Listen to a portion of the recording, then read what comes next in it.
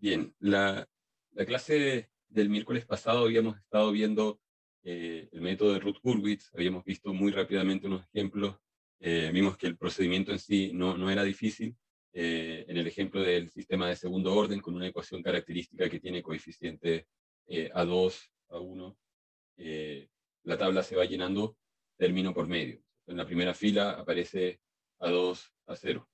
Después vamos por el término de orden S a la 1, por eso aquí tenemos en la segunda fila S a la 1, partimos siempre con S cuadrado, en el caso de que el orden sea 2, en la segunda fila entonces tendríamos A1, y después saltando término por medio ya no hay nada, así que simplemente 0, y nos quedaría entonces por calcular el término B0, y decíamos es menos 1 siempre dividido por el que está inmediatamente arriba, o sea, el A1, y después multiplicado por el determinante que se forma, siempre tomando la primera columna y la columna que viene a continuación de la ubicación del término. En este caso B0 está en esta columna, vamos a buscar a la columna inmediatamente siguiente de la fila inmediatamente anterior. Entonces nos queda A2, A1, A0, 0.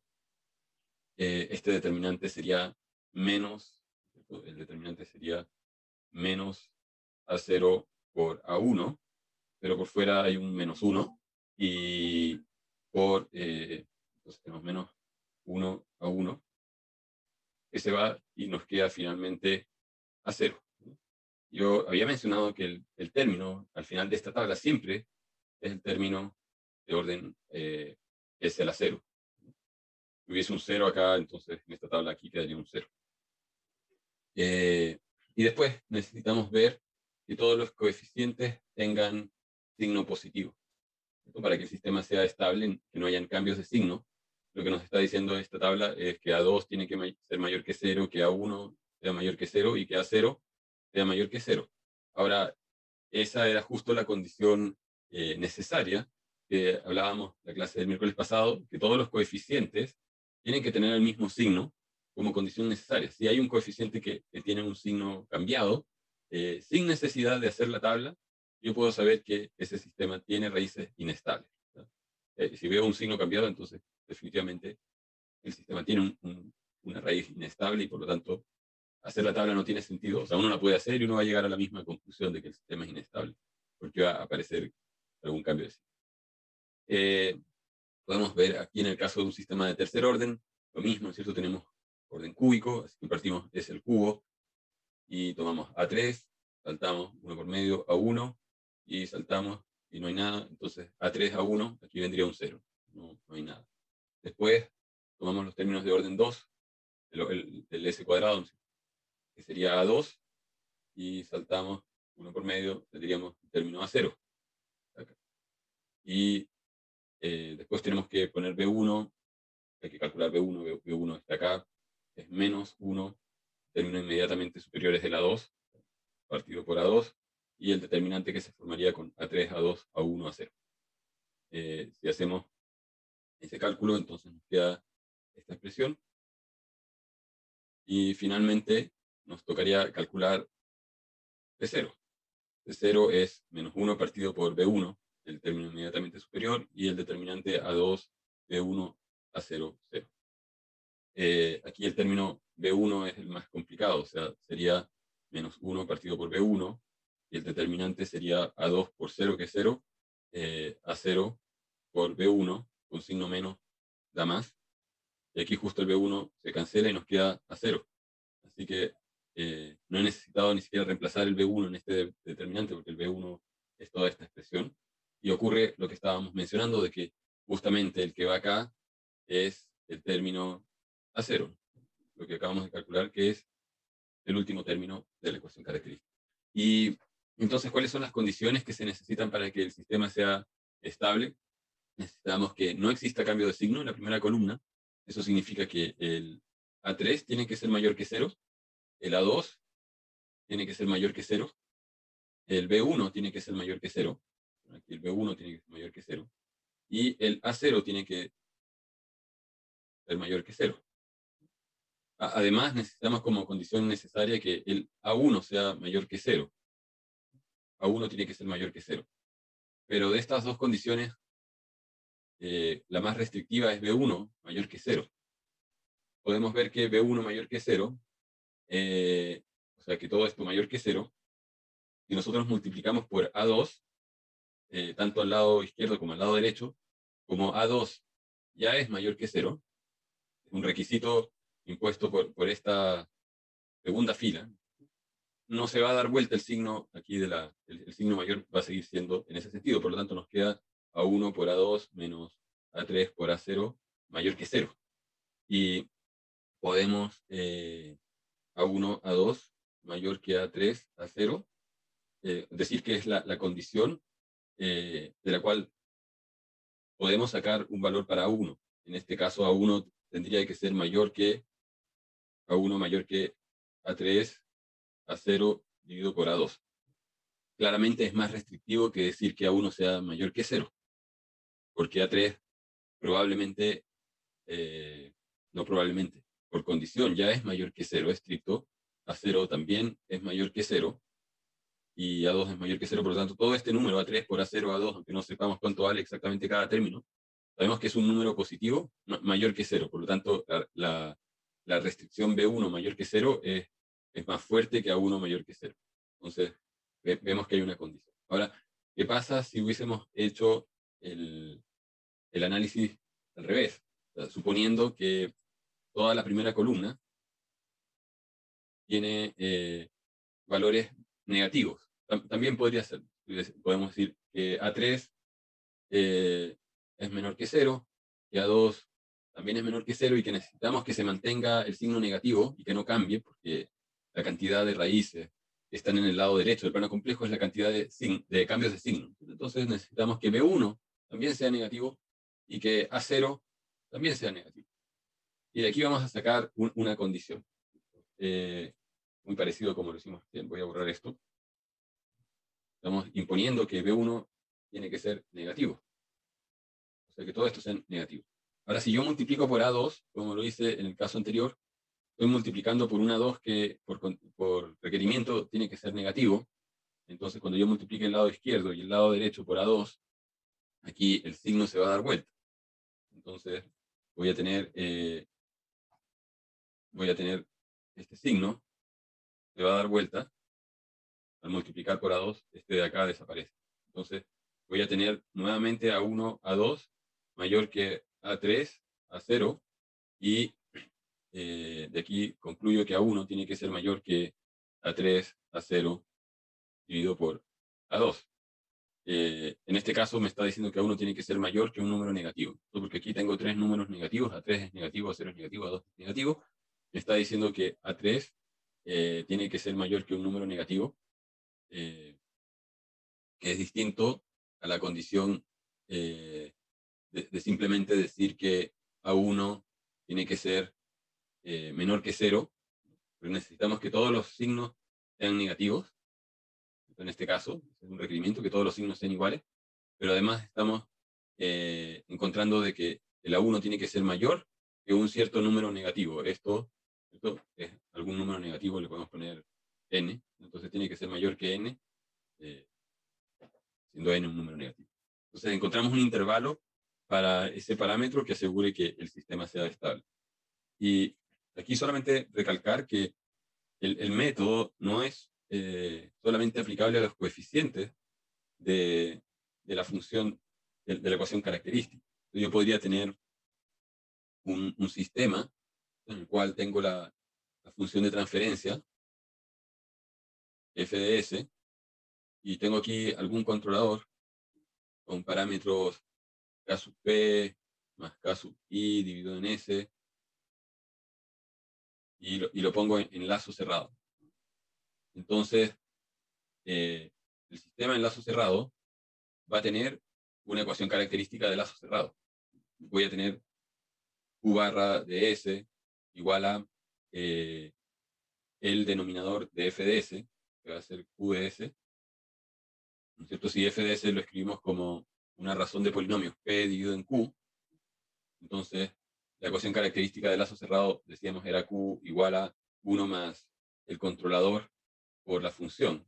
En este caso sería 1 más el controlador P por Q, eso es igual a 0. Entonces yo puedo multiplicar por Q y la función se transforma en Q más C por P. El punto es que al reemplazar este controlador, este es el C, esta caja es el C, me va a quedar una ecuación característica que depende de los parámetros K sub P y K sub I. Y, o sea, van a aparecer acá coeficientes, algunos de estos coeficientes que contienen el K sub P y el K sub I. Por lo tanto, cuando haga la tabla, en algunas de estas entradas van a aparecer el K sub P y K sub I, y voy a tener restricciones, ¿no? De la forma, este término tiene que ser mayor que 0, este tiene que ser mayor que 0, y por lo tanto voy a encontrar condiciones para, que tienen que cumplir K sub P y K sub I para asegurar que este sistema de lazo cerrado sea estable, ¿no? Podría tener un sistema que tiene retardo, o sea, que tiene aquí a la menos ls, ¿no? Y dijimos, cuando el sistema tiene retardo, no nos sirve. Ese es un problema. Una de las desventajas que habíamos mencionado para el método de Routh-Hurwitz es que para sistemas que tienen retardo no nos sirve. Hay otros métodos, como vamos a ver más adelante, el método de Nyquist o el de Bode, que pueden trabajar con la exponencial a la menos ls. Pero el método de Routh-Hurwitz no puede. Entonces, aquí un posible camino es reemplazar esto por una aproximación. Si uno dice, voy a hacer la aproximación de Padé de primer orden, quedaría esto reemplazado por algo de la forma 2 dividido en 2 más ls. Y L es un parámetro, así como K sub P, K sub I son parámetros, L es un parámetro. Por lo tanto, si yo junto todo, me va a quedar aquí una ecuación característica que en alguna parte de estos coeficientes va a tener un L, y yo puedo encontrar el K en función de ese L, o puedo encontrar el L que desestabiliza el sistema, ¿no? Por ahí, no sé si había alguna pregunta.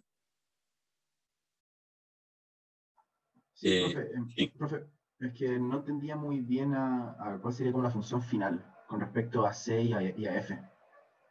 Con Como, respecto a C y a F, sí, F de la función y C es la de retroalimentación, entonces quería entender un poco, estaba un poquito perdido con respecto a cuál sería la forma final. de la función 1 más F. O sea, de la salida, como considerando el método de realimentación. Déjame abrir una página nueva. Por aquí.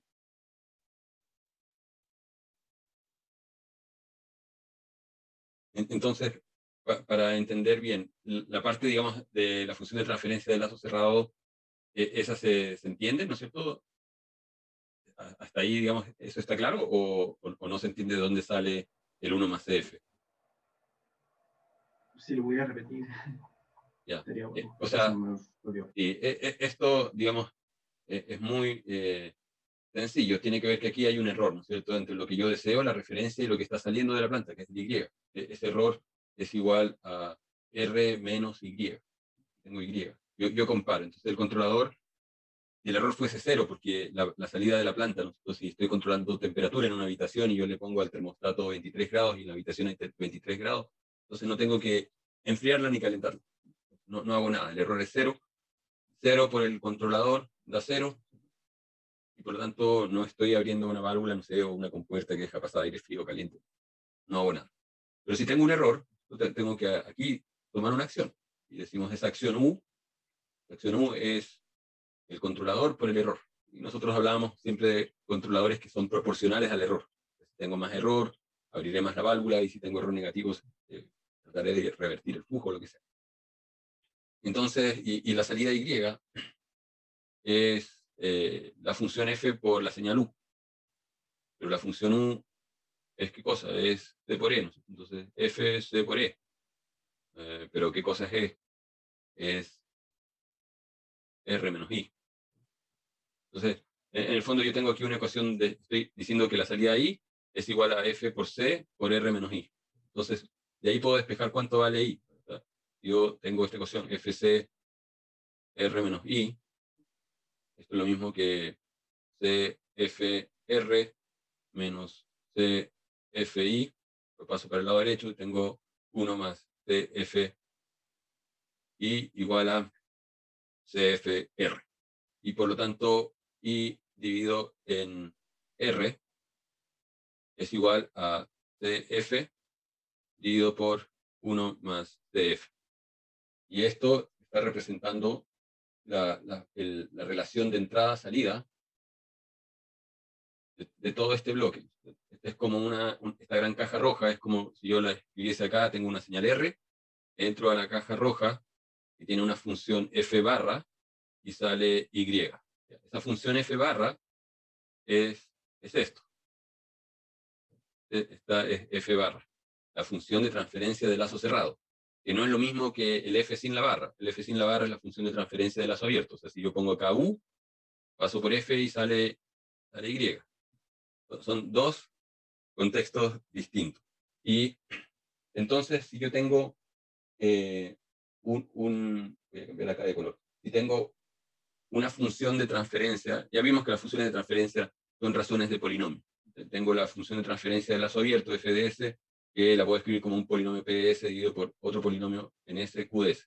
No voy a estar escribiendo p de s y q de s para no alargar la cosa, pero en el fondo, aquí tengo, adentro tengo p dividido en s. Y aquí adentro, en esta caja, no tengo perdón, p dividido en q. No tengo p dividido en q. Tengo en la otra caja c, p dividido en q, 1 más c, p dividido en q. Si yo reemplazo el f, que es p dividido en q, aparece 2 veces.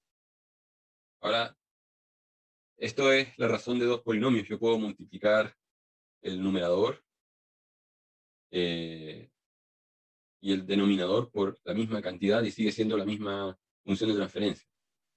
O sea, si yo multiplico esta función de transferencia, la multiplico aquí en el numerador por p, o sea, perdón, por q, y en el denominador multiplico por q, esto se transforma en c por p más q más c por p.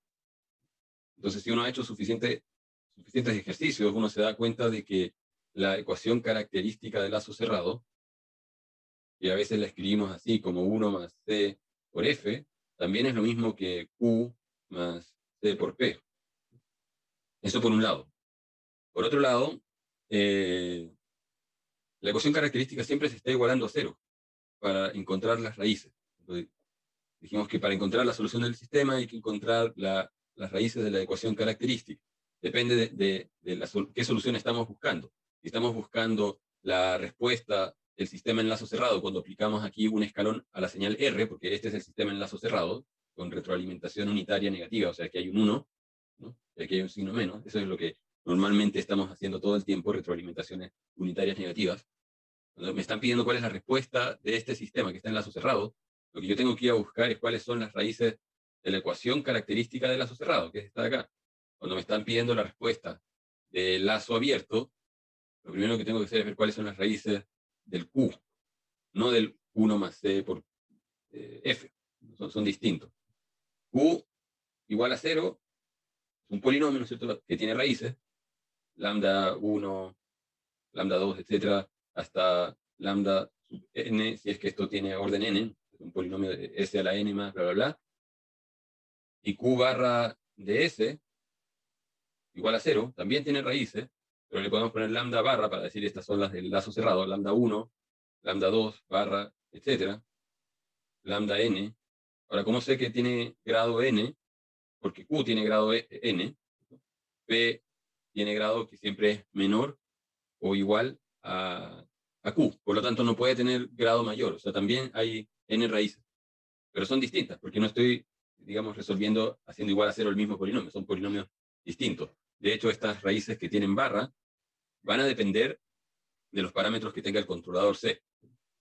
Y si el controlador C fuese una razón, si yo tuviese un controlador C que es una razón de polinomio m de s dividido por n de s. O sea, cuando yo tengo, por ejemplo, un control P y D, tiene parte proporcional, más parte derivativa, más parte integral, y esto también lo puedo escribir como k sub p por s más k sub d por s cuadrado más k sub i, todo esto dividido por s. Pero acá tengo, entonces, esto es un polinomio m de s dividido por otro polinomio n, m de s y otro es n de s. Entonces, mi ecuación característica del lazo cerrado, q barra de s igual a q más el controlador por p, es igual a q más m dividido por n por p, pero como esto yo lo estoy igualando a cero, yo puedo multiplicar esta ecuación por n tanto en el lado izquierdo, como en el lado derecho. Y multiplico ambos lados, la ecuación que estoy resolviendo no cambia.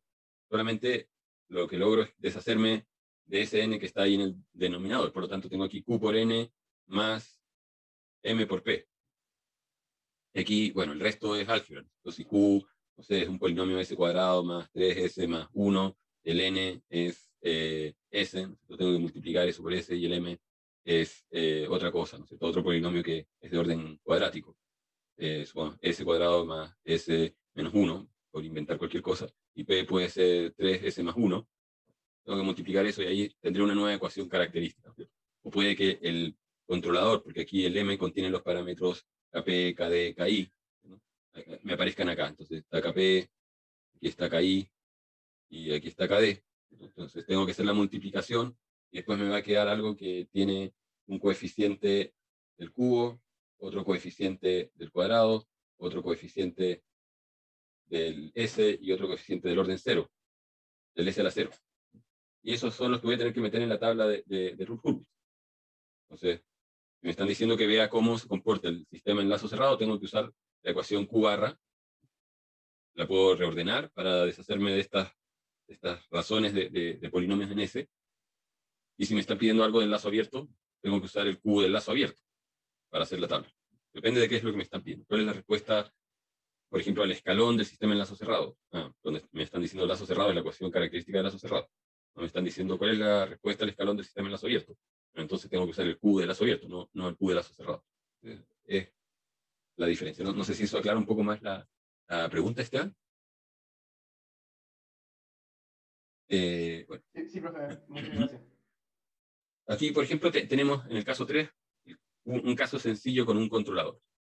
Y entonces, si yo calculo la respuesta, o sea, la ecuación característica del lazo cerrado, yo automáticamente debe saber esto es Q igual a Q barra igual a Q más K por P, ¿no? Aquí el P es 1, aquí el Q es esto, y aquí el controlador es simplemente K. Entonces, yo hago esto es S más A más K, porque K por P, pero P vale 1, es K. Y esto, bueno, es S cuadrado más A por S más K. Es justo lo que está escrito acá, de ahí salió. Solamente que no estaba hecho en esta lámina, pero salió de ahí la cosa. Y yo podría encontrar las raíces de esta ecuación cuadrática. Como es cuadrática simple, entonces voy a tener S es igual a menos A más menos raíz cuadrada de A cuadrado menos 4 por K, dividido por 2A. ¿Ya? Y vamos a ver dónde están esas raíces. O sea, si K fuese 0, aquí tendría raíz de A cuadrado, que es A, entonces voy a tener menos A, o sea, menos 2A, dividido en 2. Tengo una raíz que es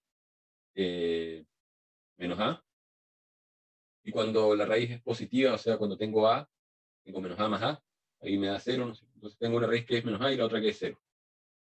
Y si empiezo a aumentar K progresivamente, podría llegar a un momento en el que el K es lo suficientemente grande como para que valga lo mismo que A cuadrado. Y en ese caso, lo que hay dentro de la raíz va a ser 0. Y en ese caso voy a tener dos raíces que van a ser menos A medios, menos A medios. Las ecuaciones cuadráticas siempre tienen dos raíces. Y si sigo aumentando el K y 4K se vuelve mayor que A cuadrado en magnitud, ¿no? A cuadrado le estoy restando algo que es más grande. Obviamente esta resta me da con signo negativo y por lo tanto me salen números que son complejos conjugados, donde la respuesta va a ser menos A medios más menos J, la parte compleja. La parte compleja se llama beta, raíz de lo que hay adentro de él. Entonces, aquí más abajo está graficado lo que ocurre. Con K igual a 0, teníamos una raíz en menos A, de acá, y otra raíz aquí, en S igual a 0. Después, cuando aumentamos K hasta que 4K sea igual a A cuadrado, en otras palabras, hasta que K sea igual a A cuadrado dividido en 4, cuando K vale A cuadrado dividido en 4, lo que ocurre es que las dos raíces son iguales, menos A medios, entonces se van moviendo y llegan aquí. Y aquí habrían dos raíces iguales. Hasta ahí seguimos con las dos raíces en el lado izquierdo del plano complejo, por lo tanto sigue siendo estable, aumento la ganancia, sigue siendo estable, no pasa nada. Si sigo aumentando la ganancia y ahora K es mayor que A cuadrado cuarto, entonces decíamos, este término va a superar A cuadrado, y lo que va a ocurrir es que voy a tener aquí un signo negativo dentro de la raíz, por lo tanto las raíces se empiezan a mover en este eje vertical, aparece una K arriba y otra que es exactamente igual, pero con parte imaginaria más menos el beta. Y aumento más la ganancia y esa parte imaginaria aumenta más, porque la parte real no está cambiando, sigue siendo menos a medio. Lo que está cambiando es lo que está dentro de la raíz, que depende de K. Por lo tanto, la conclusión es que da lo mismo lo que yo hago con K, mientras K parta de cero y yo lo haga cada vez más grande, sigo teniendo raíces que están siempre en el lado izquierdo del plano complejo, por lo tanto el sistema siempre es estable, da lo mismo lo que yo haga. Ahora, a esa misma conclusión habríamos llegado por un camino más corto, que es haber hecho la tabla de Routh-Hurwitz. Está escrita ahí, vamos a borrar todo esto. Y si yo hago la tabla, ¿no es cierto? Aquí tengo el coeficiente de S cuadrado es 1, aquí está 1, salto un término por medio, el coeficiente S a la 0 es K, acá. Después, en la última fila yo sé que va a aparecer el K, porque es el de menor orden, y en la segunda fila, en este caso, parto rellenando el coeficiente de orden S a la 1, ¿no? Aquí está el S a la 1, que es A, y en realidad el sistema cuadrático ni siquiera tengo que calcular. O sea, podría haber calculado este término el que va acá. Entonces, si hago la regla es menos 1 dividido en A por el determinante de 1 a K0. Entonces aquí 1 por 0 es 0, me queda menos K por A dividido por el A que está afuera, los A se van y el menos con el menos K me queda acá. O sea, sí, efectivamente queda un K ahí.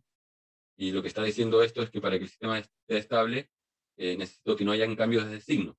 Entonces, el 1 ya es mayor que 0, el A tiene que ser mayor que 0 y el K tiene que ser mayor que 0.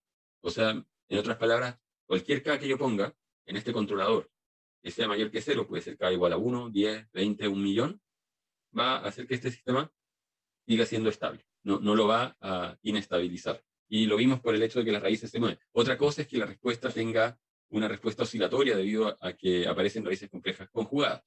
Pero si las raíces están en el eje real y son dos raíces, tienen una exponencial sin parte imaginaria, la suma de dos exponenciales que convergen a un cierto valor de referencia es otra exponencial que converge. No pasa nada. Si tengo complejas conjugadas, entonces lo que ocurre es algo que converge sí, pero que va a decaer con la velocidad del menos a medio, porque esta parte, que es la parte que se mantiene cuando las raíces son complejas conjugadas, es menos a medio por t. Por lo tanto, la velocidad de decaimiento o de convergencia está determinada siempre por la parte real. Y como es negativa, no hay problema en términos de estabilidad en el largo plazo. Veamos otro ejemplo. Aquí está el ejemplo del cohete. De hecho, a ver si encuentro rápidamente algunos videos.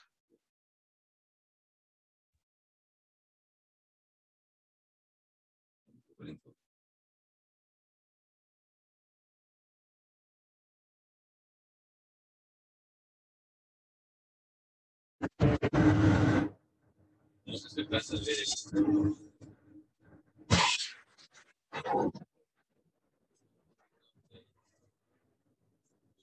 esto de prueba. El misil sale vertical, ¿bien? Y automáticamente, alcanzando cierta altura, se pone horizontal. Ahí hay un control de ángulo. Entonces, aquí a ver, hay otro, tal vez más impresionante. Prácticamente un giro de 90 grados y después va pegado al suelo.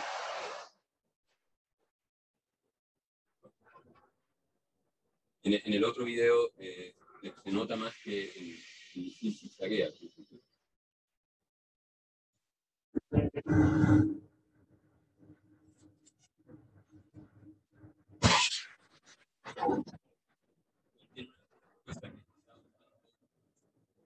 Amortiguado. Sin entrar en el detalle de cómo se modela la función de transferencia de la respuesta del ángulo, o sea, no podría decir, hay una función de transferencia que relaciona el ángulo de salida el ángulo θ de salida con respecto a una señal U de entrada que mueve este es el cohete, el misil. Aquí hay un alerón en la cola que se mueve levemente para generar una deflexión en el flujo de aire. Entonces hay un pequeño motor que recibe una señal U. Entonces el ángulo de vuelo con respecto al terreno, el ángulo θ, uno lo puede caracterizar por una función de transferencia que va a tener un numerador y va a tener un denominador, en este caso s cubo más 0.73, s cuadrado más, etc. Entonces, cuando la función Q se pone en lazo cerrado, o sea, aquí tenemos, esta sería la función de transferencia del sistema, sería nuestro F. Cuando el F lo ponemos en lazo cerrado con el controlador K, voy a dibujar rápidamente sin poner los signos, el Q barra, ¿no es cierto?, se transforma en Q más K por el numerador P. En este caso resulta que esta función de transferencia del cohete, si van y revisan algunos apuntes anteriores, tenía un 1 ahí. Entonces aparece Q más K simplemente.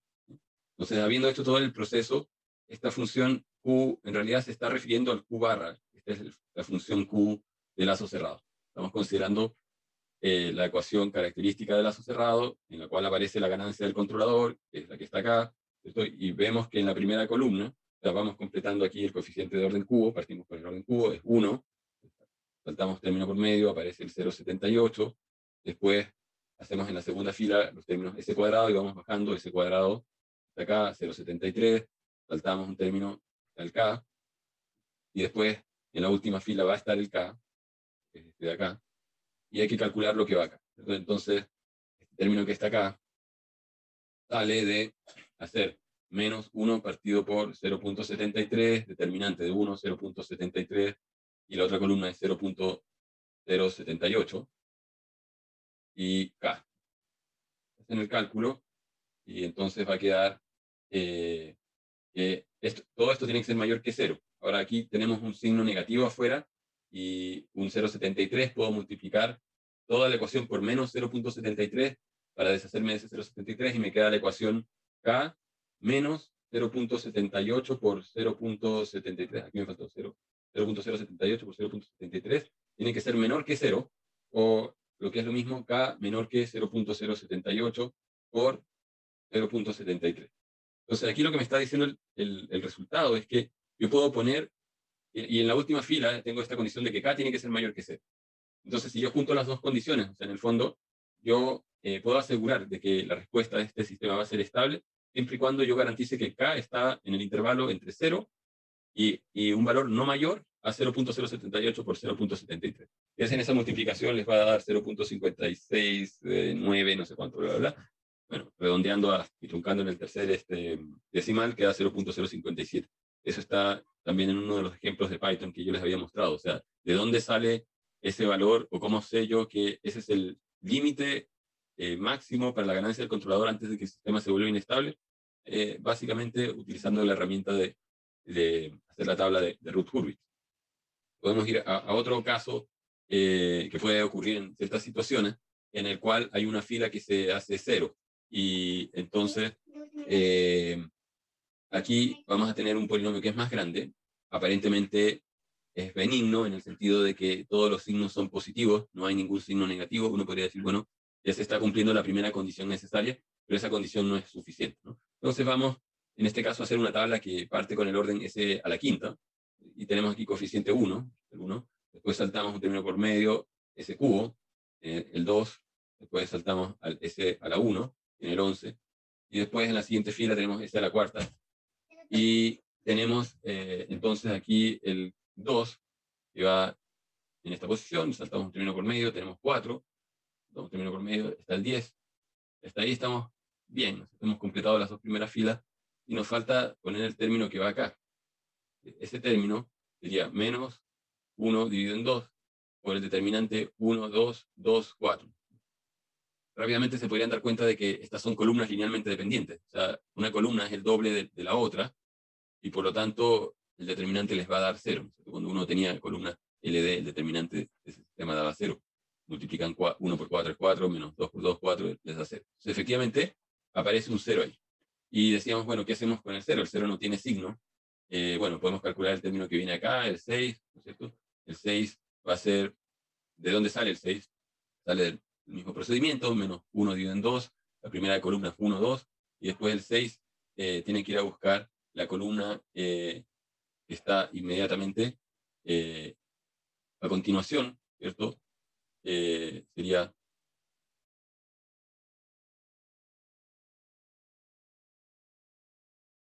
11 y 10. Entonces vamos a tener 10 menos 22.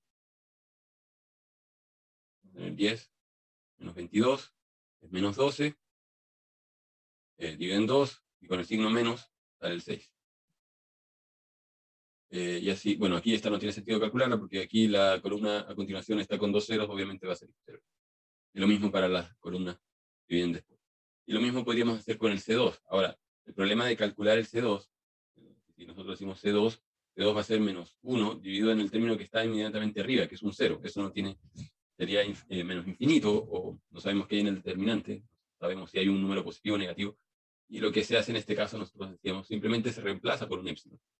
Se utiliza aquí una variable dummy o auxiliar que es un épsilon, que sabemos que tiene que valer 0, pero lo hacemos tender a 0 al final. Entonces, C2 lo podemos calcular como menos 1 dividido en épsilon por el determinante de lo que hay en la columna inmediatamente superior, ¿cierto? El 2 épsilon, y la que viene después es el 4, 6, 4, 6. Entonces aquí el determinante nos da 12 menos 4 épsilon, todo esto dividido por épsilon, con un signo menos. Es lo que está escrito aquí abajo, como 4, porque el signo menos de afuera se cancela con ese menos, y el épsilon con el épsilon se van, entonces nos queda 4 menos 12 dividido en épsilon. Ya tenemos el C2. Este término lo podemos calcular sin problemas, porque depende de 2 dividido en épsilon, o sea, de 1 dividido en épsilon, pero después hay que hacer el determinante 2 épsilon, y resulta que queda un 10, y el término que nos importa es el término de aquí, de la primera columna, el término crítico es de 1, y de 1 va a ser, voy a escribir por acá arriba, de 1 va a ser menos 1 dividido en C2, después vamos a tener épsilon C2, 6, 10. Entonces, si hacemos eso, va a tener menos 1 C2 por 10 épsilon menos 6 C2. Necesitamos que eso sea mayor que 0. Y no sabemos aquí qué pasa con C2, pero necesitamos que C2 tiene que ser mayor que 0 por la línea anterior. Por lo tanto, si multiplicamos por algo que ya es mayor que 0, eso nos está dando una restricción de que 10 épsilon menos 6 C2 tiene que ser mayor que 0. Había un signo menos acá, entonces sería eso. Eso tiene que ser mayor que 0. De la línea anterior teníamos que C2 era esto de acá, el 4 menos 12 dividido en épsilon. Pero aquí, digamos, antes de seguir y viendo qué pasa con la condición de 1, cuando el épsilon tiende a 0, en la línea anterior, en ese cubo, hacemos tender a épsilon a 0, pero vamos por el lado positivo del 0. Porque aquí teníamos un más, aquí teníamos un más, y nos vamos a acercar a 0. Aquí está el 0, ¿no es cierto? Aquí está el 1, aquí está el menos 1. Nos podemos acercar al 0 por la izquierda o nos podemos acercar al 0 por la derecha. Y vamos a tomar un épsilon por la derecha para no cambiar el signo. Entonces, si tomamos un épsilon negativo, obviamente aquí ya estamos introduciendo un cambio de signo. Así que uno dice vamos a partir de un épsilon levemente positivo y lo vamos haciendo tender a 0. Entonces cuando yo aquí pongo un épsilon ligeramente positivo y esto se va a 0, tengo 12 dividido por un número pequeñito mayor que 0, pero que tiende a 0, todo este número tiende a infinito, pero aquí hay un signo menos. Por lo tanto, el C2 está tendiendo a menos infinito. Entonces aquí, haga lo que haga con la línea anterior del épsilon, aquí me va a aparecer en la tabla un menos infinito. Da lo mismo que sea infinito, pero eso ya está diciendo que el sistema va a cambiar de positivo a negativo, y después no sabemos si va a cambiar y se va a mantener negativo. Tendríamos que ver qué pasa acá con el D1. el de 1, cuando nosotros hacemos el épsilon tender a 0, tiende a un número positivo, de hecho tiende a 6, porque aquí el épsilon tiende a 0, nos queda un menos 12, pero este épsilon al cuadrado en el numerador converge más rápido a 0, y por lo tanto aquí todo este término converge a 0, no converge a una constante, y entonces tenemos 6 menos 0, de 1 converge a 6, lo cual significa que el C2 es menos infinito, después viene el 6, o sea, pasamos de positivo a negativo, y de negativo de vuelta a positivo, y de nuevo positivo. Entonces hay dos cambios de signo, pasamos de más a menos, y después de menos a más.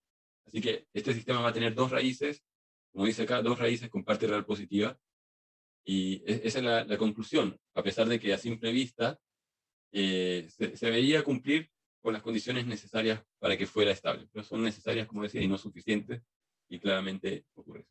Pero como último ejemplo, y para destacar, digamos, un problema que va a ser recurrente también más adelante con otros métodos, que tiene que ver con el hecho de que simplemente no podemos cancelar así nomás polos y ceros, ¿no? La tentación es que si uno tiene una razón, por ejemplo, tengo el número 6 dividido en 18, ¿no es cierto? Esto uno diga, bueno, esto es igual al número 3 por 2 y esto es 3 por 6, por lo tanto me deshago de esto y puedo seguir simplificando y puedo llegar a un tercio. Aquí la tentación es hacer lo mismo, ¿no es cierto? Es decir, S a la menos 1 es el mismo número que S a la menos 1, tanto simplifico y aquí me queda una función de transferencia 1 dividido por S cuadrado, S más 2 al cuadrado. O en otras palabras, este S más 2 al cuadrado sería S cuadrado más 4S más 4. Yo sé que este es S más 2 por S más 2 y que tiene dos raíces que son S igual a menos 2. Si lo veo desde la otra perspectiva de encontrar las raíces, esto sería menos 4, más menos raíz de 4 al cuadrado, que es 16, menos 4 por 4, o sea, menos 16, dividido entre 2, llego a lo mismo. Esto es 0, entonces menos 4 dividido en 2, entonces tengo dos raíces que son S igual a menos 2. Efectivamente, el sistema es estable porque las dos raíces tienen parte real negativa, pero esa no habría sido la conclusión si yo no me hubiese deshecho de estos términos, porque este denominador es el denominador S más 2 por S más 2 por S menos 1. Yo sé que este polinomio tiene una raíz que es S igual a 1. Por lo tanto, esta función de transferencia da lo mismo lo que haya en el numerador. La ecuación característica, que decíamos es la firma del sistema, me está diciendo que una de las reacciones que tiene este sistema es la de una exponencial creciente, la de una exponencial que va a ser e a la t. Tiene otras dos que son e a la menos 2t y e a la menos 2t. Como están repetidas, la forma de la solución va a ser e a la menos 2t más c2t por e a la menos 2t. Eso ocurre cuando hay raíces repetidas, más una constante 3 por e a la t. Bueno, esta parte es la que desestabiliza el sistema. Da lo mismo que las otras dos sean estables. El sistema va a ser inestable solamente por ese polo. Y al simplificar,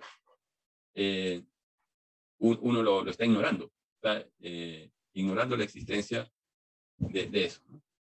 Y podemos hacer como ejercicio el construir la tabla de Routh-Hurwitz para los dos casos, la versión simplificada y la versión sin simplificar. Y a veces en las pruebas se equivocan, simplifican, porque es tentador simplificar.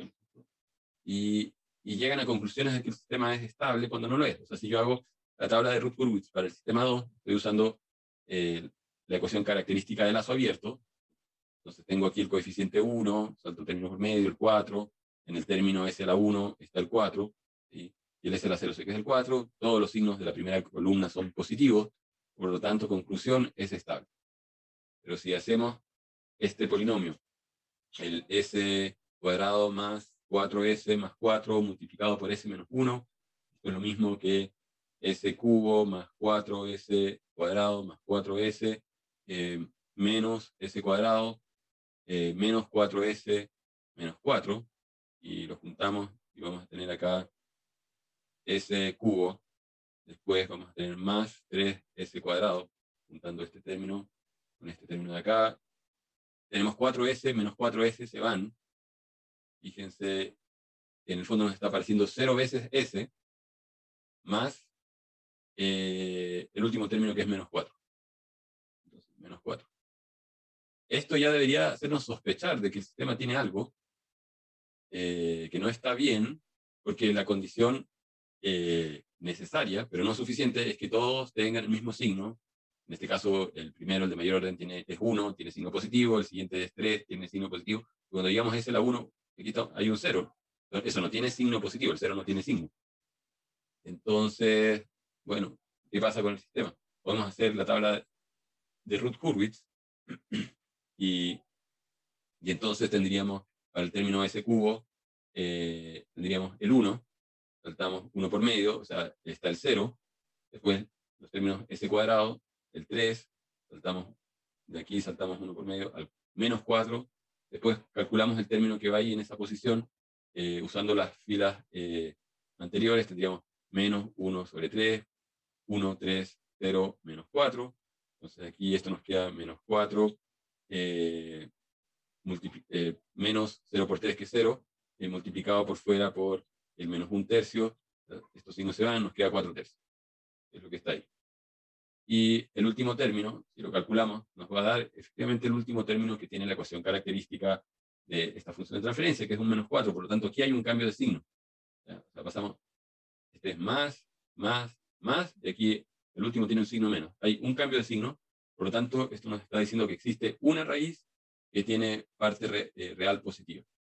Y eso significa que hay una que es justamente esta, que aquí en este caso, para ilustrar el ejemplo, aparece automáticamente. Uno podría verlo, sin haber hecho la tabla de Roth-Hurwitz, uno podría haber observado que no se está cumpliendo la condición necesaria, ¿no? Porque todos los signos del polinomio sean iguales. De partida había uno que era un negativo. Alguien podría haber dicho, pero ¿para qué estamos haciendo la tabla si ya sé, al mirar que hay un menos ahí, la conclusión? Ahora, en algunos casos, cuando esto está obviamente en lazo cerrado, ya no es suficiente simplemente mirar los signos y ver que todos sean positivos, porque cuando uno pone esto con un controlador, acá, por ejemplo, me quedaría el P, que es el numerador, más el Q. El Q es todo esto. Y el K, al variarlo, puede hacer que varíen los coeficientes que aparecen aquí en la primera columna. Entonces, ahí, digamos, en el caso del lazo cerrado, hay que empezar a analizar un poco más cuidadosamente y por lo tanto hay que hacer la tabla de Ruth-Hurwitz. Pero en este caso, alguien podría haberse dado cuenta a la primera de que la ecuación característica tiene un signo cambiado y ni siquiera hacer la tabla, es decir, hay un cambio de signo, por lo tanto, el sistema es inestable. No necesito hacer la tabla. Voy a llegar a la misma conclusión si hago la tabla. Aquí, como les decía, es solamente destacar el hecho de que no es cuestión así nomás de llegar y reemplazar, o de anular, de cancelar, porque llego a conclusiones que son totalmente distintas. En la versión cancelada digo, el sistema es estable. Es lo que está ocurriendo acá. Uno podría decir, pero al final, eso no es estable. En teoría, el sistema es estable, porque en teoría, desde la perspectiva de la relación entrada-salida, el sistema F1 se comporta exactamente igual que el sistema F2. Aquí aplico una señal U, sale la señal Y, aquí aplico una señal U, sale la señal Y, y en ambos voy a ver que existe la misma señal.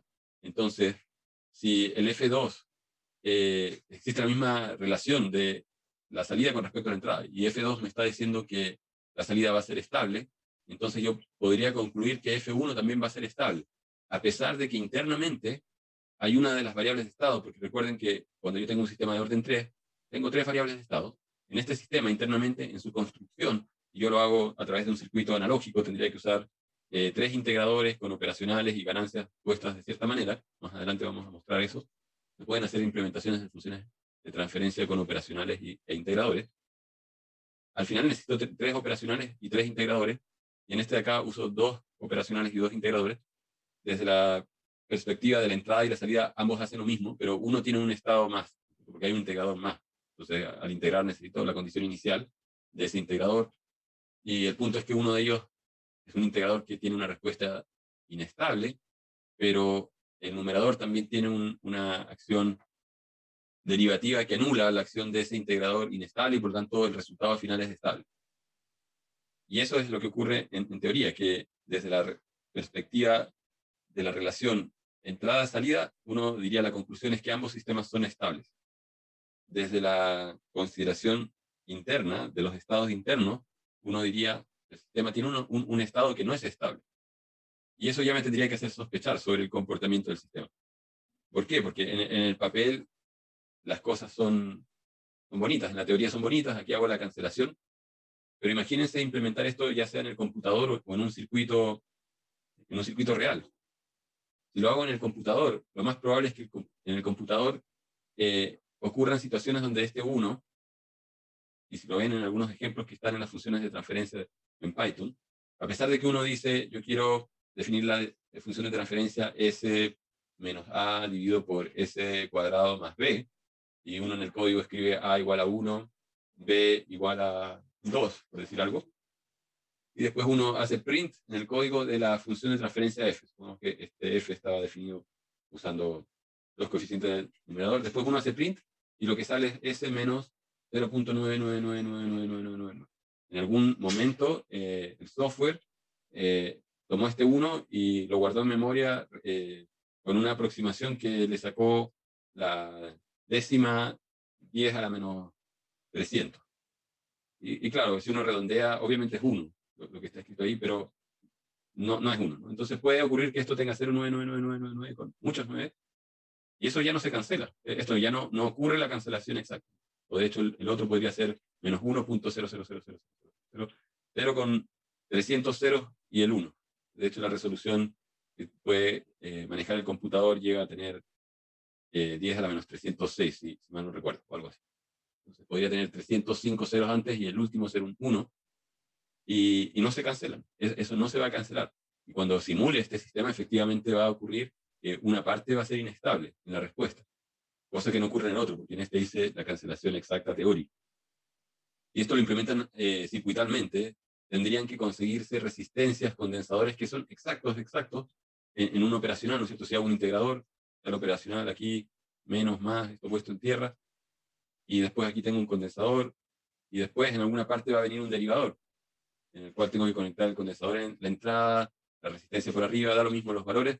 El punto es que yo podría anular el integrador con el derivador y tratar de decir, estos se cancelan entre sí, pero para que esa cancelación ocurra, yo aquí tendría que poner la misma resistencia, el mismo circuito RC o CR, con valores exactamente idénticos.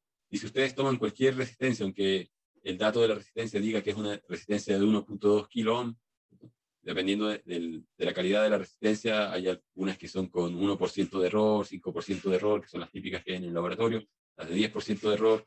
Al final pueden tomar un tester, medir las dos resistencias de 1.2 kilos y no les van a dar nunca 1.2 kilos exactos. Es muy difícil que el nivel de fabricación, los dos condensadores, dos resistencias, dos inductancias, las que sean, a pesar de que por el dato del fabricante digan que son de un valor, sean exactamente iguales. Y si uno tiene que hacer circuitería de mucha precisión, después uno tiene que empezar a añadir resistencias variables o cosas así y ajustarlas, hacer una sintonización, pero es muy difícil por efectos del ruido electrónico y de efectos, digamos, como les decía, de que los componentes nunca terminan siendo exactamente iguales.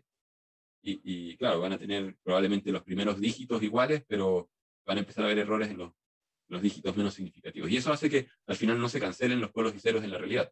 En el papel sí, pero en la realidad no. Entonces, la recomendación, y aquí el mensaje es, nunca cancelen polos y ceros, a pesar de que uno pueda estar tentado como a encontrar la función de transferencia masiva. Y la otra razón es que yo tuviese que construir aquí el modelo dinámico del sistema. Entonces, yo puedo aquí escribir una matriz que va a tener, en este caso, términos menos 4, en la última fila, 0, o sea, perdón, más 4, porque aquí hay un menos 3, 0, 0, 1, 0, 1, 0, en la forma canónica controlable. Y para este otro sistema, mi matriz A sería menos 4, 1, 0. Y uno dice, bueno, son el mismo sistema. Si uno construye todas las matrices, aquí el B sería 0, 0, 1. En este de acá el B sería simplemente 0, 1 porque es de orden 2. El C en este sistema sería C igual a 1, 0. Y en este sistema de acá el C sería, aquí es donde está la diferencia, menos 1, 1, 0. Y si ustedes calculan para este sistema F1 de S igual a, supongamos que estas son las matrices A1, B1, C1, C1 por SI menos A1 más B1, van a llegar a esta función de transferencia, pueden hacer como ejercicio, y si simplifican, después les queda igual a esto. Y si hacen, en este caso, la función de transferencia usando F2, entonces van a tener acá C2, S, menos, S por I menos A2 a la menos 1 por B2. Van a llegar a esto y uno dice, sí, son los mismos sistemas desde la perspectiva de la relación salida versus entrada, los dos hacen lo mismo, bajo el supuesto de que esta cancelación de polos y ceros haya ocurrido en forma exacta. En la teoría se puede, pero en la práctica no. Sobre todo cuando están en el plano complejo, ¿no? O sea, en el fondo, en el lado derecho del plano complejo, en un caso uno diría, este sistema, el sistema F1, aquí está la parte real de S, la parte imaginaria de las raíces, y aquí decíamos tenemos una raíz en S igual a 1, y tenemos dos raíces en esta ubicación, en S igual a menos 2, pero además tenemos un 0, aquí había un polo en S igual a 1, y tenemos un 0 puesto justamente encima. Entonces estamos diciendo uno bloquea o tapa la acción del otro, mientras que en el sistema F2 es como que ese bloqueo ya hubiese ocurrido y solamente tuviésemos aquí dos polos ubicados en S igual a menos 2. Pero como les decía, por construcción, lo que puede ocurrir, aquí exagerando el dibujo, es que el 0 no esté exactamente tapando el polo, sino que esté un poquito desplazado. Y como vamos a ver después en el método del lugar geométrico de las raíces, el método dice que todos los polos, al ponerlos en lazo cerrado, se van moviendo hacia los ceros. Entonces, aquí hay un polo que se mueve hacia el cero y a medida que voy aumentando la ganancia, las soluciones se están manteniendo adentro del lado derecho del plano complejo. Por lo tanto, son soluciones inestables. O sea, me estoy moviendo de aquí a aquí en ese tramo. Estos dos polos harán algo más, se moverán en el lado izquierdo, pero el hecho de que esos dos estén así, moviéndose dentro del lado derecho del plano complejo, echan a perder la estabilidad. En este caso, hay dos que están en el lado izquierdo, no hay nada en el lado derecho, y cuando uno traza el lugar geométrico, muy parecido a lo que habíamos hecho en el ejercicio número 2 de Ruth-Hurwitz, calculando las raíces, S igual a, si mal no recuerdo, era menos A más menos A cuadrado menos 4K, ¿no sé? Entonces decíamos, ¿qué pasa cuando cambiamos el K y las raíces partían de aquí y se iban moviendo y después seguían unas líneas verticales? Bueno, en este caso, si las dos parten del punto central, siguen esas líneas verticales y se quedan todo el tiempo en el lado izquierdo, por lo tanto, no pasa nada. Pero aquí estamos llegando a una conclusión totalmente distinta porque hicimos desaparecer esta interacción entre el polo y el cero que se cancelan supuestamente en el lado derecho. Ahora, ¿qué pasa? Y ahí es donde hay una discrepancia con los libros, porque hay ciertos libros que sí cancelan cosas, polos y ceros entre sí, los cancelan, pero esa cancelación o esa simplificación no es dañina cuando la cancelación es de dos cosas que están en el lado izquierdo. Porque si yo saco estos dos, o si no los cancelé en forma exacta, pero un polo estaba por acá y el otro cero estaba por acá, y digo después que el polo converge al cero y se mueve de aquí a aquí cuando aumento la ganancia, no importa, porque la solución se sigue moviendo en el lado izquierdo, entre comillas, no importa, desde la perspectiva de la estabilidad, porque en realidad no me está afectando la conclusión de estabilidad. Pero sí está afectando el cancelar las cosas, igual está teniendo un impacto en el sentido de que yo le estoy bajando el orden al sistema, estoy pasando a algo que tiene orden menor, y por lo tanto estoy diciendo como que la dinámica del sistema en realidad es la de uno que tiene dos estados, y hay un estado que es invisible, o que se ocultó de alguna manera, y aquí estoy viendo que en realidad sí tiene un estado más, ¿no? Que hace algo. Puede que lo que haga no sea maligno en el sentido de que está en el lado estable, ¿no es cierto? No echa a perder la estabilidad, pero no tengo acceso a esa información en el momento en que la borro. Y vamos a ver que esa simplificación también tiene que ver con un concepto que viene más adelante en el curso de observabilidad. Cuando uno dice que el sistema es observable, es porque yo de alguna manera tengo la posibilidad de descifrar cuánto vale cada estado del sistema. Cuando yo hago esto, en realidad oculté información, ¿no es cierto? Dije, aquí el sistema solamente tiene dos estados. Es como que yo abdiqué o renuncié a saber cuánto vale el tercer estado que de alguna manera está oculto por haber simplificado. Entonces, las simplificaciones en general hay que tratar, o yo siempre recomiendo de no hacerlas, este tipo de simplificaciones. Obviamente hay otras simplificaciones que no afectan. Si yo tengo aquí esto multiplicado por 4 y esto multiplicado por 4, por simplificar eso, ¿no es cierto? Y no he cambiado en nada la ganancia del sistema. La señal, porque esto es una razón entre la señal de salida y la señal de entrada. Esto es como decir, la señal de salida es 4 veces la señal de entrada cuando la señal de entrada es 4 veces más grande. Ya, ok. Y si pongo la señal de entrada 8 veces más grande, la de salida también va a ser 8 veces más grande. Bueno, ya, entonces, ¿puedo simplificar esos coeficientes? Sí, no hay ningún problema con hacer eso. Pero otras cosas no necesariamente se pueden simplificar. Estamos, sí, cerca de la hora. No sé si quieren preguntar algo respecto a la prueba. Sí, yo soy esa persona que quiere preguntar por la prueba. Uh-huh. Tengo una pregunta con respecto, no quiero decir cómo el control en específico, pero en uno de los controles, Uh-huh. La matriz A, Uh-huh. no estaba como en la forma que habíamos visto en clase cuando pasábamos como de Laplace a, Uh-huh. espacio de estado. Uh-huh. Entonces quería saber, en esos casos, cómo podemos llegar de esa matriz como, que no está como en una forma como estándar, a... Uh-huh. ¿A la función de la frente? Claro, eso mismo, eso mismo. Podrías tener una matriz que está así. Aquí estoy inventando cualquier cosa. 1, 0, 2. Eso no está. Y el procedimiento es exactamente el mismo. B igual a, voy a poner aquí 1, 0, 0. O sea, está al revés de lo que uno típicamente ve, que sería 0, 0, 1. Y después el C podría ser 1. Este lo voy a dejar como siempre, nada más para no... o no, pongámoslo incluso al revés.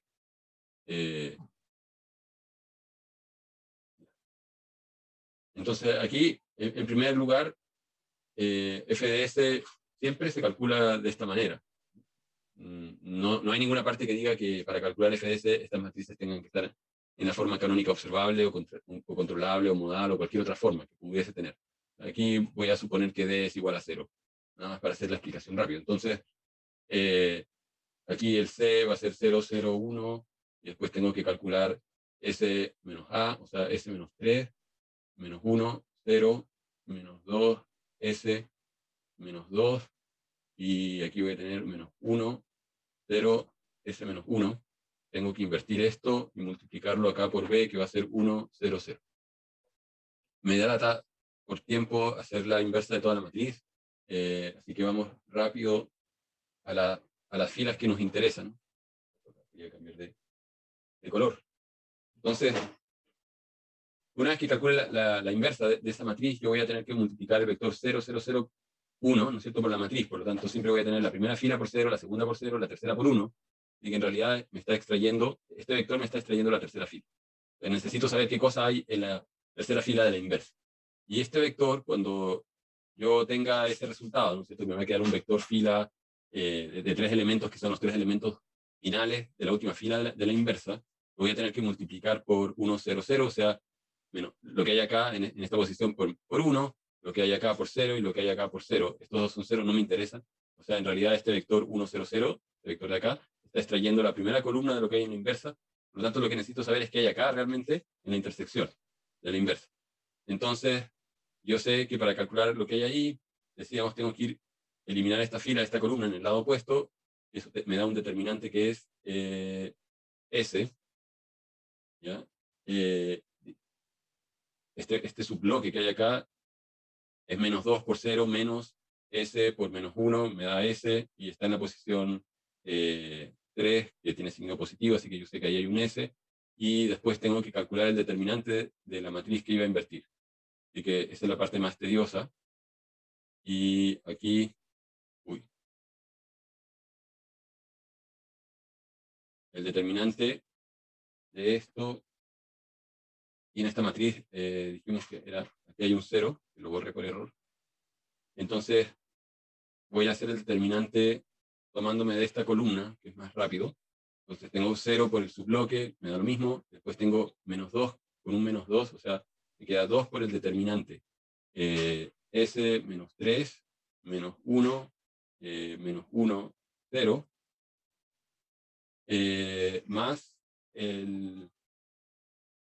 el término S menos 1, o sea, más S menos 1 por el determinante S menos 3, menos 1, menos 2, S. Ya, entonces, aquí esto va a ser S dividido por, voy a tener menos menos, con un menos, o sea, me va a dar menos 2 más S menos 1 por factor S menos 3, menos menos y otro menos más, me va a dar menos 2. Esto va a ser S cuadrado menos 3S menos 2 multiplicado por S menos 1. Entonces esto va a ser S dividido por menos 2. Vamos a tener aquí más S cubo menos 3S cuadrado menos 2S menos S cuadrado más 3S más 2. Y ordenando esto, esto es S dividido en S cubo, pues los S cuadrado están acá y acá, o sea, ahí tendría menos 4 S cuadrado. Después tengo los términos de orden es 1, menos 2 y más 3, me queda más S. Y después tengo este más 2 con este menos 2 que se va. Y aquí me quedaría justo un sistema que es tentador para ser simplificado, pero que no vamos a simplificar, vamos a dejar como S cuadrado menos 4S más 1.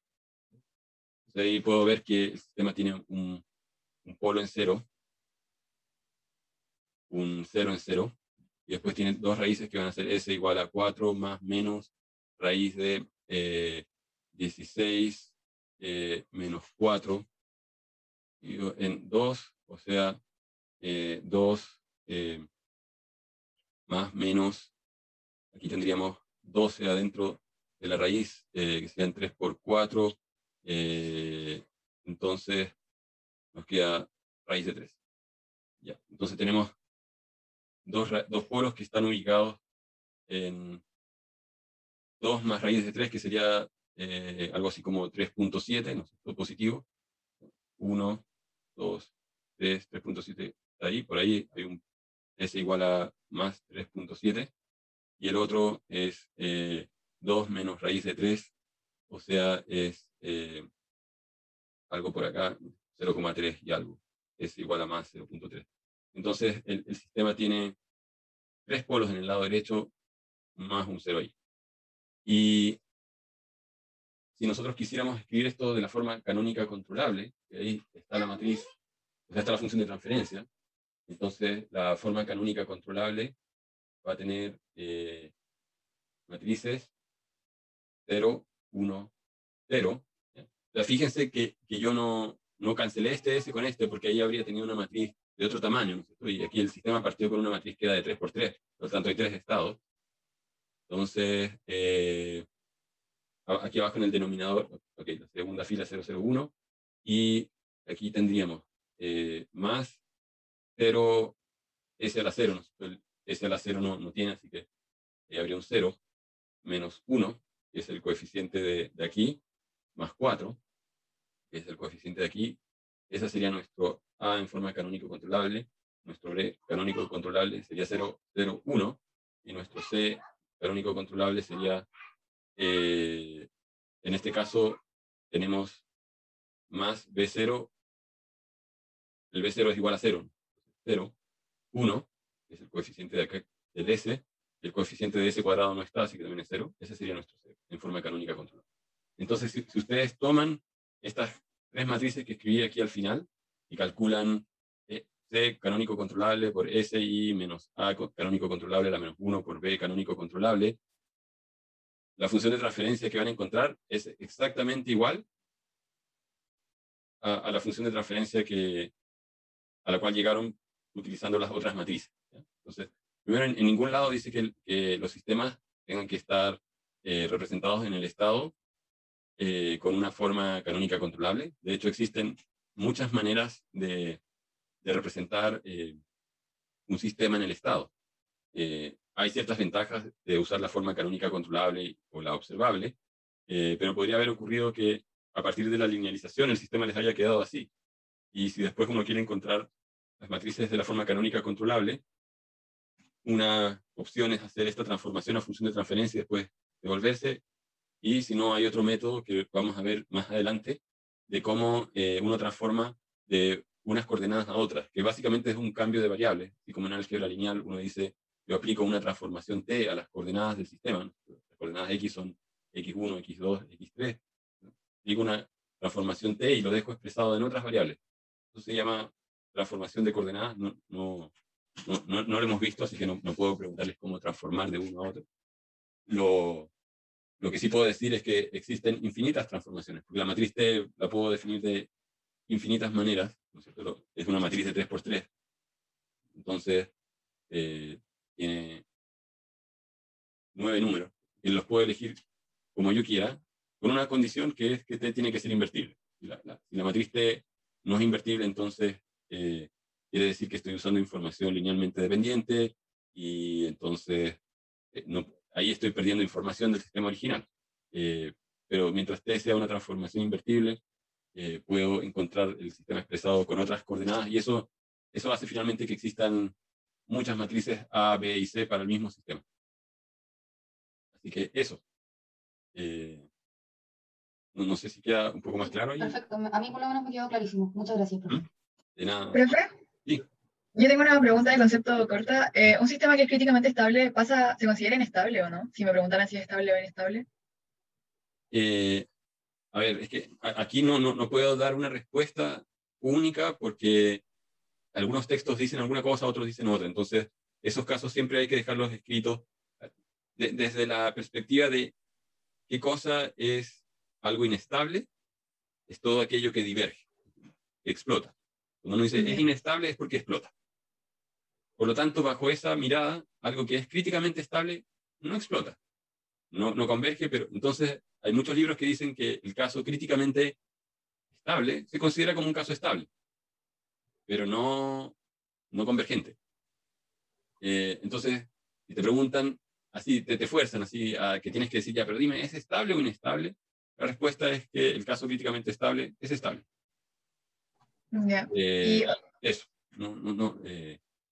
Otra duda corta. Sí, lo mejor sería siempre poner este adjetivo, críticamente. Porque ahí mira, estoy justo en el límite.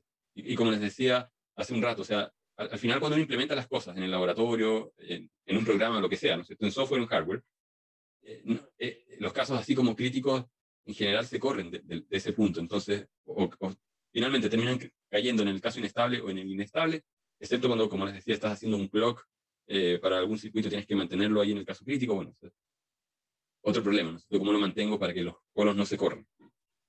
Pero eso. No sé si tenías otra pregunta. Sí, igual en los casos de críticamente estable, que en general tienen las raíces con la parte real del cero, ahí no se puede calcular el teorema del valor final, ¿cierto? Llegaríamos hasta ahí en cierto sentido. Llegas a una conclusión errada. Normalmente en los ejemplos que mostraba, llegas a que el valor que te da el teorema del valor final es el valor promedio de la oscilación. Entonces, si la respuesta de un sistema es críticamente estable y oscila en torno a una constante que se llama, no sé, C0, y aplicas el teorema del valor final, lo que sale es que converge a C0.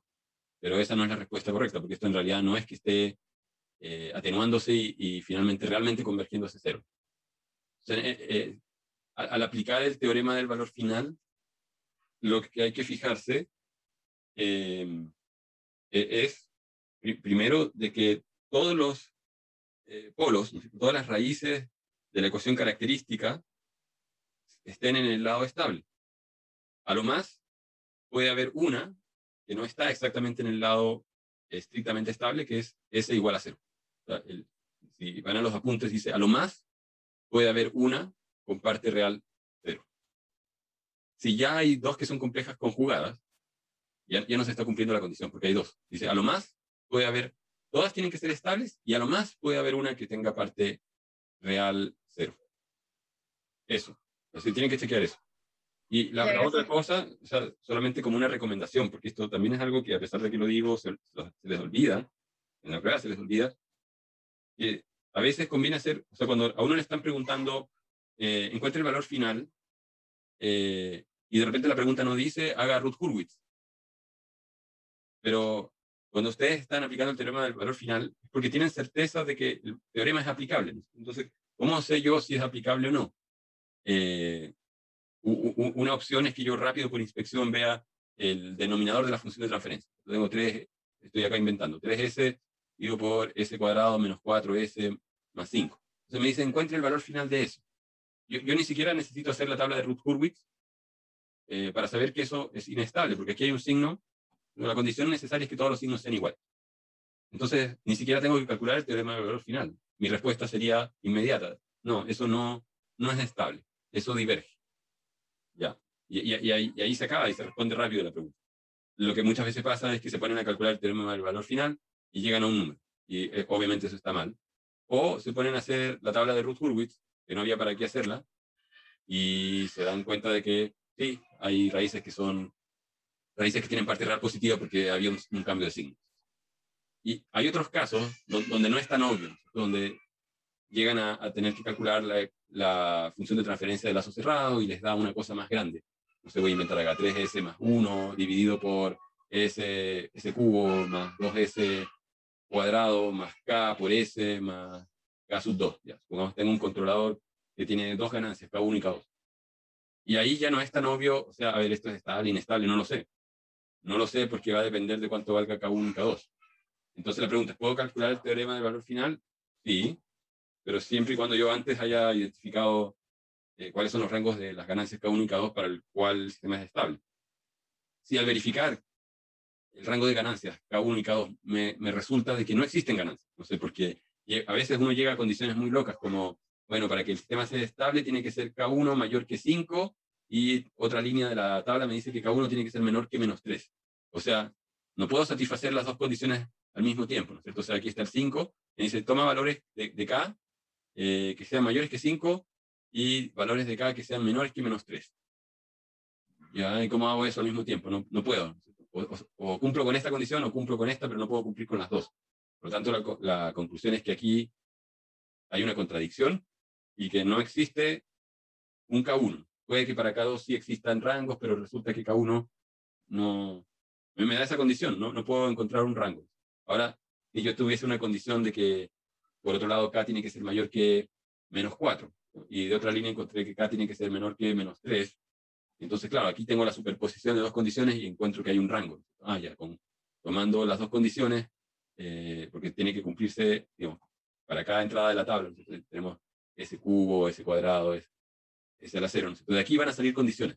Y puede que una de esas condiciones me esté diciendo esto y la otra condición me esté diciendo esto de acá. Bueno, tienen que cumplirse todas al mismo tiempo y esa intersección da este rango entre menos 4 y menos 3. Ya. Si ocurre eso, entonces estoy bien, puedo calcular el teorema del valor final, asumiendo que la ganancia existe, la ganancia que estabiliza el sistema existe y la puedo elegir entre ese tramo, no hay problema. Si llego a la conclusión de que no existe la ganancia, tampoco tiene sentido calcular el teorema del valor final, porque quiere decir que ese sistema no va a existir nunca un K que yo lo pueda poner, una ganancia que yo la pueda hacer en un circuito y que lo estabilice.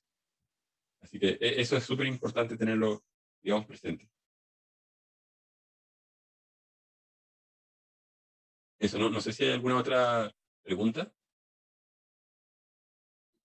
Profe, yo tengo una duda. Primero, la prueba es completamente de desarrollo, ¿verdad? Claro, sí. Lo otro era que yo le mandé un correo anoche y le preguntaba por la matriz B. Como que yo no entiendo qué es la matriz B como conceptualmente o en una ecuación, como que la saco nomás, pero no sé por qué. Ya, sí. Ahora me acordé de tu correo, Carlos. La matriz D aparece, a ver, ¿cómo puedo? Uno lo puede justificar desde distintos caminos o perspectivas, pero primero tiene que ver, y aquí voy a inventar un sistema de orden cúbico, 3s cubo más 2s cuadrado más 3s más 1. Y abajo voy a poner, a ver, voy a poner aquí 2, o pongamos 3 para que sea un poco más fácil. 3s cubo también más 6s cuadrado más 12S más 6. Supongamos que tenemos eso. Entonces, inmediatamente al ver este sistema, cuando uno ve que hay un orden en el numerador, igual que el del denominador, entonces automáticamente yo sé que esto va a tener una matriz D. Sí. Primero, no puedo pasar a la forma canónica controlable así como está, porque para eso necesitaba que aquí aparezca un número 1. En el denominador, en el coeficiente de mayor orden, tiene que haber un 1 para poder hacer rápido la forma canónica controlable. Eso me fuerza a tener que dividir tanto el numerador como el denominador por 3. Entonces acá si yo divido por 3, este 3 se va, este 6 se transforma en un 2, este 12 al dividir por 3 se transforma en un 4, y este 6 al dividir por 3 se transforma en un 2. Y arriba, este 3 se va, este 2 me va a quedar en 2 tercios, este 3 me va a quedar en 1, y este 1 me va a quedar en 1 tercio. Y ahí ya podría empezar a hacer las cosas. Entonces, aquí rápidamente yo puedo construir la matriz 0, 0, 1, forma canónica controlable. Yo sé que aquí los coeficientes van a ser menos 2, menos 4, menos 2. Y eso para la A. Para la B no ocurre nada con B. Voy a tener 0, 0, 1. Y aquí con el C sí hay un cambio. Voy a tener que calcular un coeficiente B0', B1' y B2'. Para eso había una fórmula que estaba explicada en una de las clases, la clase 11. Ahora voy a usar la fórmula, no voy a explicar de dónde sale. Y aquí el D es el coeficiente de mayor orden, el que va acá. Y ahora voy a explicar, pero sí voy a explicar por qué sale. Entonces, ahí en este caso, de haber dividido el 3 por un 3, queda un 1. Así que ahí nos va a quedar un 1. Y aquí los B0 se pueden calcular. El B0' es igual al B0 original menos el B sub n por A sub 0. En este caso el n es orden 3. Y el B, al haber dividido en orden 3, era un 1. O sea, el B3 es un 1. Porque aquí los coeficientes son B3, que es igual a 1, B2, que es 2 tercios, B1, que quedó en 1, y B0, que quedó en 1 tercio. Profe, si arriba en el numerador hubiera un s elevado a 4, ¿D tendría en la fila otro numerador, otro número? No se puede eso. No puedes tener orden mayor. Claro, porque esa, sí. Decíamos que era una función que se llama función impropia, y pasan otras cosas con ese tipo de sistemas que uno dice, son no causales, y en realidad no. Sí, me acuerdo de esa clase. Sí. Eso lo preguntaba como matemáticamente. Sí, o sea, se podría resolver, pero pasan unas cosas raras, y en general en un sistema físico del mundo real no ocurren. Podrías forzar la ocurrencia, pero ese es como ya un caso, digamos, muy extremo. O sea, yo podría multiplicar todo esto por un derivador, y claro, si multiplico por un s afuera, me va a aparecer s a la cuarta, s al cubo, s cuadrado y s. Pero en el fondo esas situaciones como extremas de tomar un sistema y aquí haberlo puesto en cascada con un derivador, como para tratar de aumentarle el orden al numerador del sistema, en el fondo siempre lo puedo trabajar como un sistema propio, o sea, donde el sistema no es una función impropia, sino que tiene un numerador de orden menor que el del denominador. Resuelvo, o sea, encuentro cuál es el valor de la señal que hay aquí, y después cuando ya tengo esa señal, ahí puedo hacer lo que quiera con esa señal. Si quiero la derivo 20 veces, pero la tengo que tener precalculada. Eso por un lado. Entonces, de ese caso, con un número mayor en el numerador que en el denominador, eso no va a ocurrir. No les podría preguntar algo así. Y por otro lado, bueno, ya me quedó claro mi duda, como que lo que me faltaba, algo pequeñito, lo explicó y ahí entendí todo por qué me había equivocado. Sí, y solamente un detalle, o sea, aquí importante entender que cuando yo tengo Bn, S a la n, ¿no? Más un montón de cosas que vienen acá, B1S más B0, y esto lo divido por Q de S, es otro polinomio que también y estoy diciendo que la salida sobre la entrada es igual a esta función de transferencia, y que esta función de transferencia la puedo escribir también como B sub n más un polinomio P' dividido en Q, ¿ya? Aquí lo que estoy haciendo es que el Bn multiplicado por O sea, esto es lo mismo que Bn por Q dividido por Q. Como el Q tiene un S a la N, entonces, digamos aquí, el polinomio que está abajo tiene el mismo orden que el que está arriba. Como el que está abajo tiene el mismo orden que el que está arriba, al multiplicar el Bn por Q, voy a hacer que aparezca este Sn que me faltaba.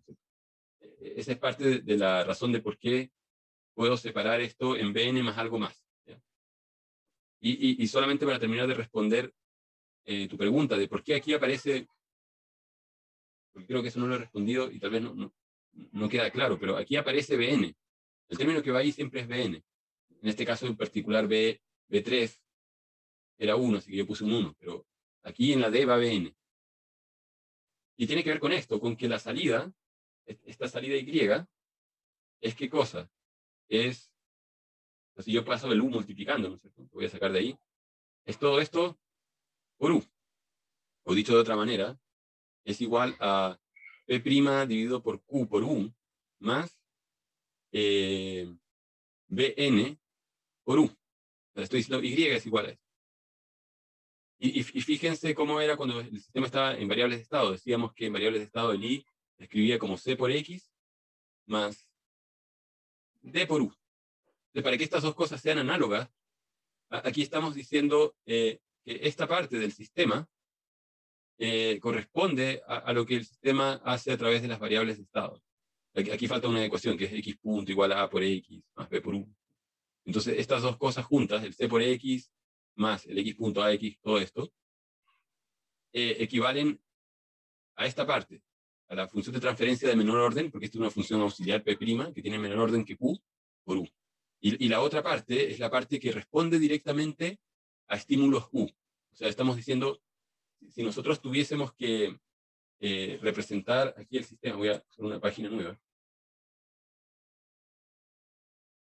O sea, lo que estamos diciendo es que el sistema original, F, que era una función P dividido en Q, donde P y Q tenían el mismo orden, lo estoy reemplazando por un sistema en el cual adentro tengo P' dividido en Q más Bn.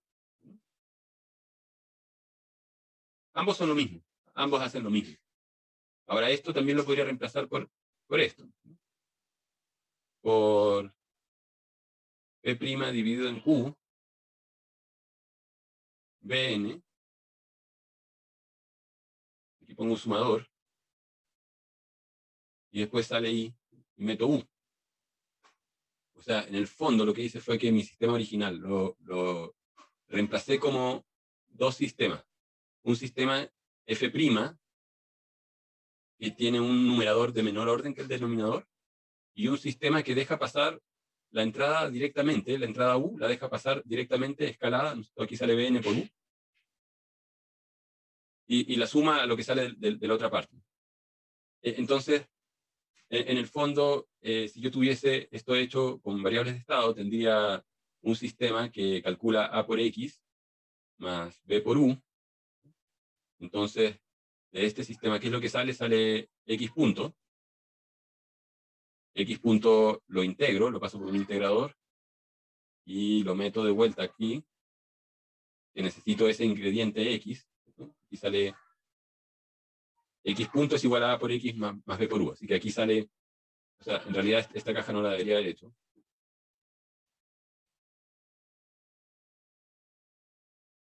O sea, de aquí lo que está saliendo es directamente X punto. Lo integro, sale X. X lo meto aquí en esta caja. Le meto U por aquí. Y después el resultado de X lo multiplico por la matriz C. De aquí lo que sale es C por X. Y después esto lo sumo.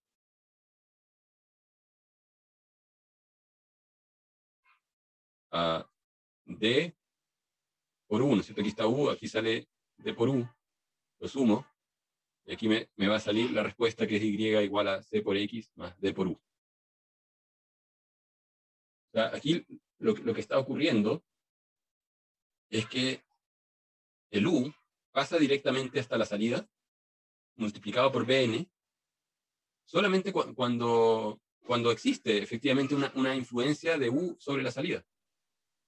No tiene que ver con una perturbación, no es una perturbación, es simplemente un sistema donde U afecta directamente a la salida. En la mayoría de los sistemas no ocurre eso, ¿no? La salida no es afectada directamente por U, por lo tanto esta rama no está. Siempre uno tiene una función donde el orden de P en esta función f' es menor que el orden de Q. Y como el 1 afecta, ¿no es cierto? No pasa por acá. Entonces tampoco está esto. Ya sea que lo vemos en variables de estado o en funciones de transferencia, el D aparece cuando el U influye directamente sobre la salida. Y visto desde la perspectiva de función de transferencia, quiere decir que el B sub n es el coeficiente que nos está diciendo cuánto influye la salida, cuánto es influida la salida directamente por la entrada. Eso. Y con respecto al concepto de perturbación, la perturbación es algo que puede ocurrir, que no tiene nada que ver con esta rama. Aquí hay una rama, una segunda rama, si es que uno quiere ver el sistema desde esta perspectiva, ¿no es cierto? El sistema tiene dos ramas que transfieren la señal U de entrada hacia la salida. Por la rama de arriba se transforma y es filtrada la señal U o masajeada de alguna manera que tiene que ver con la función de transferencia, y por la rama de abajo simplemente es escalada por el coeficiente B sub n. Pero eso no tiene nada que ver con las perturbaciones. Las perturbaciones pueden ser acciones que se suman externamente. Aquí tendría una perturbación, le voy a poner perturbación 2 a la salida, y podría tener perturbaciones también a la entrada. O sea, tengo mi señal U original que viene por aquí, pero aquí hay una perturbación 1. ¿Quiénes son esas perturbaciones? ¿O qué son esas perturbaciones? En el caso, podemos poner el caso de un avión. En el caso de un avión, vamos a tener ciertas variables de estado del avión. Puede ser el ángulo de la nariz con respecto al suelo, la altura del avión con respecto al suelo, etc. Obviamente también hay movimiento lateral, etc. Para mover esas variables, ¿qué hace el piloto? El piloto tiene que encender las turbinas, ¿cierto? Entonces va a empujar, está la fuerza de empuje, que sería como mi U, la fuerza de empuje. Puedo mover acá los alerones, el timón de cola, no sé. Tengo superficies, les puedo cambiar el ángulo. Esta también va a ser otra señal U, sería una señal U1, U2, el control del alerón. Pero la perturbación 2 me afecta a la variable de salida. Supongamos que la variable de salida es el ángulo θ, la inclinación del avión. ¿Quién puede afectar ese ángulo? Puede venir una corriente de viento. Hay una corriente de viento que afecta, que va a ser una fuerza del viento. Y esa fuerza del viento no la puedo controlar yo, porque los alerones o las turbinas, yo puedo decir si voy a inyectar más combustible a las turbinas o no, puedo decir si voy a poner más presión en los pistones que mueven las superficies de control del alerón, ¿no es cierto? Eso lo decido yo. Yo tengo decisión, pero la perturbación como concepto es una variable que, si bien la puedo medir, ¿no es cierto? Porque podría tener aquí un tubo de pitot y medir esa corriente de viento, restándole la velocidad del avión y tratar de encontrar cuál es la velocidad del avión relativa al viento. Puedo tener un sensor que mide eso, pero no puedo hacer nada. El viento se maneja, uno podría decir, solo, ¿no es cierto? Depende de las variaciones de presión atmosférica, temperaturas, etc. Se forman corrientes de viento y no tengo nada que hacer. Por lo tanto, la perturbación es una variable que puede ser estocástica, es aleatoria, ¿no es cierto? Cambia en el tiempo. La puedo medir, pero no necesariamente la puedo predecir. Y en la entrada, ¿quién sería una perturbación? ¿O qué me causaría una perturbación? Aquí hay una perturbación que se está sumando al actuador, al alerón. Una perturbación podría ser, no sé, una rotura en una de las líneas hidráulicas. Tengo una fuga, se empieza a fugar parte del aceite, puede ser mínimo, pero me disminuye la presión. Y eso ocurre. En ciertos aviones ocurre, y en realidad hay tuberías redundantes. Entonces, cuando se detecta esa pérdida de presión, se genera una alarma y se abre una tubería auxiliar, y para casi todo hay redundancia, porque el sistema es crítico. Entonces, efectivamente hay una perturbación momentánea, que es la pérdida de presión, o incluso, eso también ha ocurrido muchas veces, puedo tener turbina izquierda y turbina derecha, y hay un lado que se dañó, ¿cierto? Se apagó el motor, y es como que aquí alguien abrió esta ruta y no puedo encender ese motor, no tengo fuerza de empuje. Lo podría considerar como una perturbación en la cual yo sumo una fuerza de empuje justamente negativa, ¿no es cierto? Si por acá pongo fuerza de empuje positivo, la perturbación la podría reemplazar como una variable aleatoria que de repente aparece y vale exactamente lo mismo que yo como piloto le estoy diciendo, quiero que empuje con este motor, el motor derecho, el motor izquierdo, con tal fuerza, y se apaga el motor. Y es como que alguien le puso exactamente la misma fuerza, pero en el sentido opuesto y lo anuló, ¿no? Entonces, esas son perturbaciones, son cosas externas que yo no manejo, pueden ocurrir accidentalmente, pueden ocurrir por diseño de la electrónica. O sea, yo podría acá tener un amplificador que mueve una válvula que deja pasar el fluido hidráulico, ¿no? Y la electrónica es ruidosa. Entonces, en vez de tener yo una señal suave de apertura o de cierre, ¿no? Con respecto al tiempo, tengo que ir abriendo la válvula y después cerrándola cuando tenga que llevar el alerón a una cierta posición, puede que la señal que sale de mi circuito no sea muy buena y haga eso. En promedio me da el valor correcto, pero es ruidosa. Entonces, la otra forma de perturbación, a veces uno la modela como una variable n de ruido en la fuerza de empuje, si es que tuviese, o en la fuerza de estabilización del alerón o del timón de cola. Entonces, tengo fuerzas que son involuntarias, a veces son externas al sistema, como el viento, a veces son internas del sistema, como una falla en un motor, una turbina, no sé qué, y que no tienen que ver con el D, no tienen nada que ver con el que exista esta letra D acá o esta letra B sub N acá. Esa es la diferencia. Entonces, la letra D no viene de disturbance, porque de repente por ahí alguien puede pensar, la letra D es disturbance. No es una D de disturbance o de perturbación. Eso. No sé si hay alguna otra pregunta. Si no, nos vemos como a las 6:20. Yo debería conectarme un poquito antes, 6:15, 6:20. A las 6:20 ya voy a habilitar para que empiecen si bien formalmente debería empezar a las 6:30 la prueba, 10 minutos para que los que van a imprimirla, si quieren imprimirla, si alguien quiere trabajar directamente sobre el PDF, pueden trabajar, si es que tienen un tablet o una tableta digitalizadora, pueden trabajar directamente sobre el mismo PDF, y si alguien quiere usar hojas en blanco, como dice ahí en las indicaciones, lo que les pido es que ojalá le pongan el nombre y el número de página, porque si bien yo sé que van a subir esas hojas después y debiese ser fácil, igual facilita bastante la corrección el tener anotado el nombre al descargar varios PDF, que los ayudantes van a tener que corregir. Eso, lo dejamos entonces hasta acá y nos vemos más tarde.